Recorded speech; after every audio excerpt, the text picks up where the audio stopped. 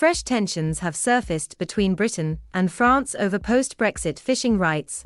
In the latest round of applications, the UK granted just 12 licenses from 47 bids for smaller vessels to fish in its territorial waters.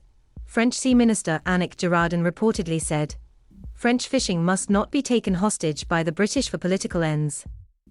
Meanwhile, Jersey refused licenses to 75 French fishing boats. The UK said it would consider further evidence to support remaining bids for fishing rights.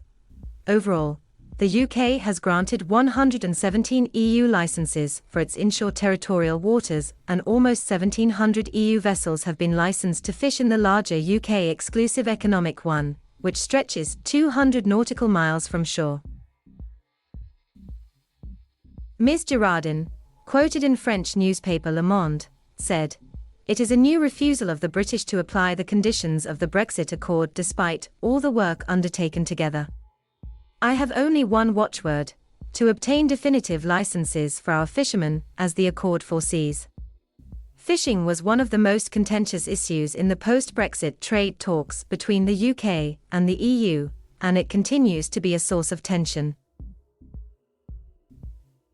Both sides have substantial bargaining chips. Many European boats have traditionally relied on fishing in British waters, while many British companies rely on selling their catch in European markets. There is a particular focus on the number of French boats that will be able to fish in British waters in the English Channel and around the Channel Islands.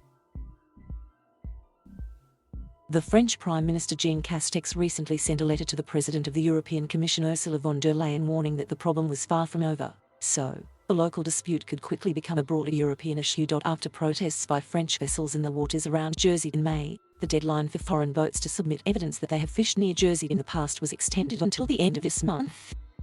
But it's safe to say that France won't be impressed by the rejection of 75 boats. Sporadic squabbling about how the new UK-EU trade agreement should be implemented looks set to rumble on for years, placing a napping strain on what should be a close relationship. A spokesman for the Department for the Environment, Food and Rural Affairs said the UK's approach has been reasonable and fully in line with our commitments in the Trade and Cooperation Agreement.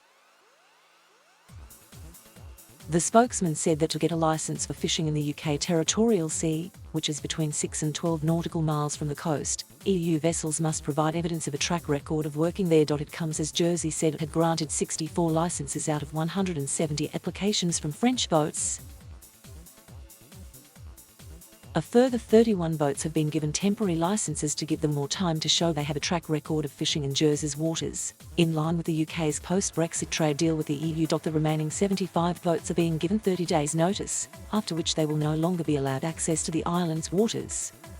Jersey became a flashpoint for tensions over fishing rights in May, when 2 Royal Navy ships were sent to patrol the area after French fishermen staged a protest outside the port of Street Helier. The fishermen complained about being prevented from operating in British waters because of difficulties in obtaining licences. Under an agreement with the EU, French boat operators must show a history of fishing in the area to receive a licence for Jersey's waters. But it has been claimed additional requirements were added without notice. The row led Ms. Girardin to threaten to cut off Jersey's electricity supply, 95% of which is delivered by 3 underwater cables from France. Thank you for watching. Please subscribe.